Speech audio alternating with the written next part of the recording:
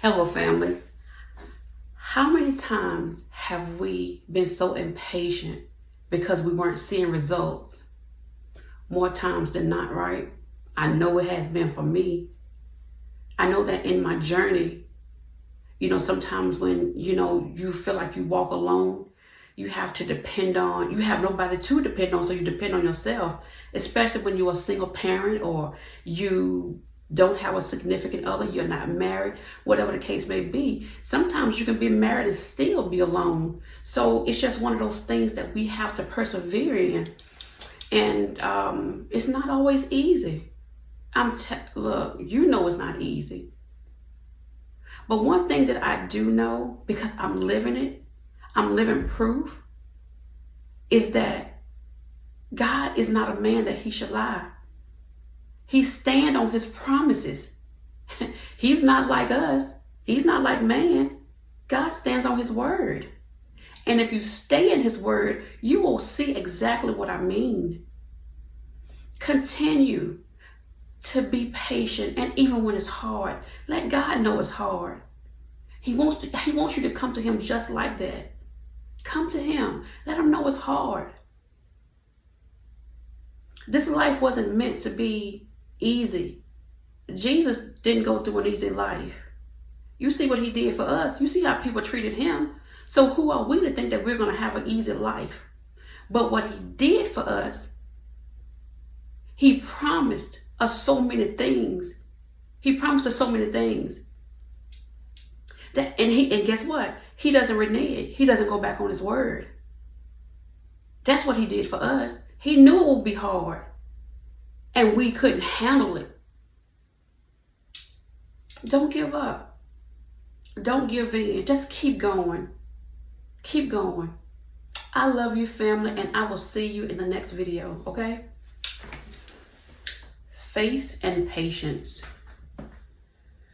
In 2 Thessalonians 3:13, Paul admonishes the church at Thessalonica, "But as for you, brethren, do not grow weary in doing good. It is crucial that we do not give up before the battle is won." Faith and patience must go together. I don't really remember what grade I was in, but we did an experiment in elementary school that left an everlasting impression on me even into adulthood. The teacher told us to save our milk cartons from lunch for this special event. We were to bring them back to class with us, where we rinsed them out and cut off the funny tops. She then opened a big container of black potting soil, and we scooped some into our cartons to plant the seed. She handed each one of us a big butter bean and told us to plant the seed in the soil by making a small hole with our finger and dropping the seed in the box and set it in the sunny window beside everyone else's. Every day when that class started, I ran to the window with the others to see what's happening with the seeds. We couldn't see anything until the third day, when a tiny bit of green sprout began to show in some of the boxes. By day 6, most of the boxes had been sprouted out, and some even had leaves showing. But not mine.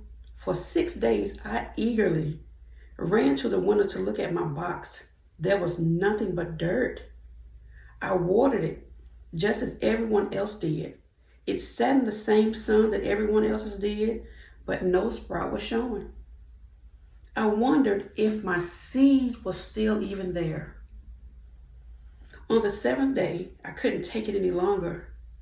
I arrived to class before anyone else and used my finger to dig around in the soil to see if my seed was still in the box. I pulled it out, and sure enough, it had begun to sprout. My teacher walked in about that time. When she saw what I had in my dirty little fingers, she kindly explained that I really should have left it alone and just waited. Since I had pulled my seed out of the soil too soon, I had destroyed my harvest. Wow. She was right. All the other seeds grew strong and tall, and before long, they were filled with multiple pods of butter beans, far more than one seed that was sown. We do the same thing in our spiritual lives. We get a word from the Lord. It's just a seed, but it gets planted in our hearts. God is going to bless me. He sees my seed and He will provide for me.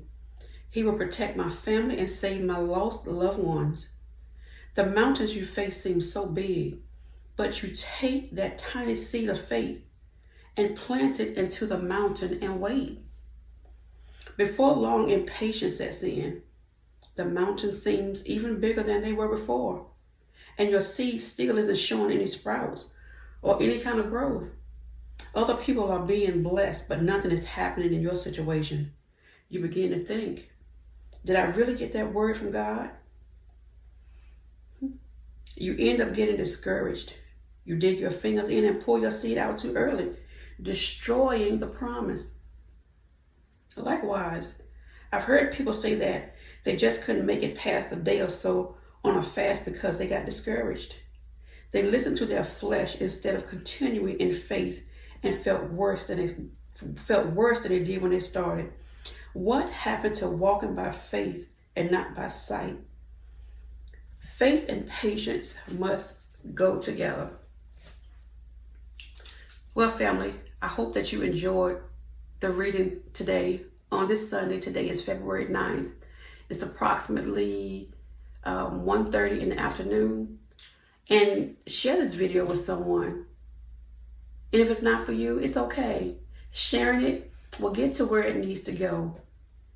Play it over and over again if you need to, because it sure did something for me. Thank you guys and have a wonderful Sunday.